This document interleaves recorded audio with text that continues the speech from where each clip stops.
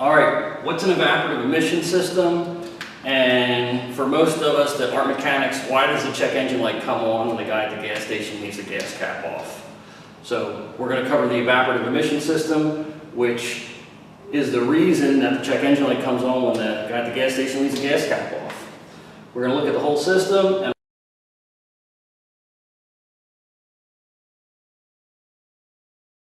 all the parts first. We've got a gas tank with a fuel pump. We got a filler neck with a fuel cap. We've got a fuel tank pressure sensor that monitors pressure in the tank. We've got vapor lines from the fuel tank to the charcoal canister. We've got a vent solenoid that will vent or prevent pressure from building in the system. We've got a vapor line to our purge solenoid, which leads to the engine. So let's go over the operation of the evaporative system. On a normal day, on any given day, fuel vapors are going to evaporate, and that's what the little orange dots are here. And it's amazing that we can walk through a parking lot and not smell gasoline, thanks to the evaporative emission system. Those fuel vapors make their way into the charcoal canister that's filled with, guess what? Charcoal.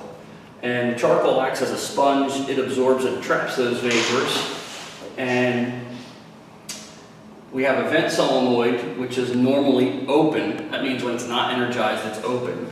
So as the tank heats up and gases expand, the fuel vapors are trapped in the charcoal canister, and that expanding air is allowed to escape through the vent solenoid.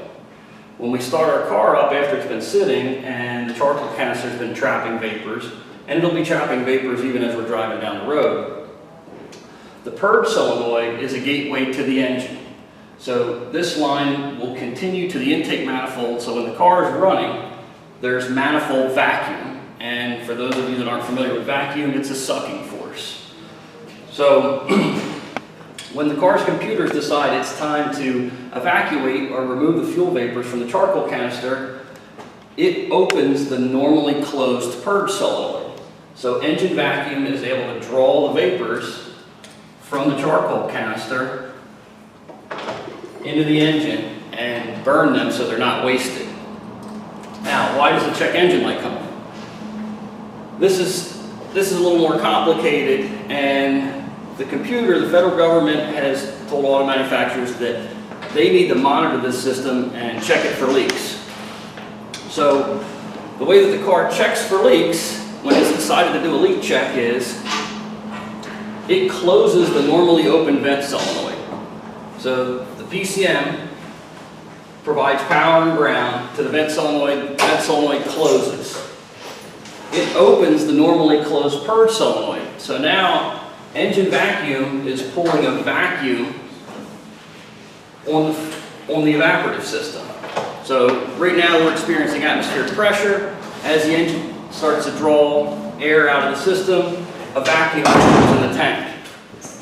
The engine controller is aware of this because it's connected to the fuel tank pressure sensor, so it sees a vacuum draw.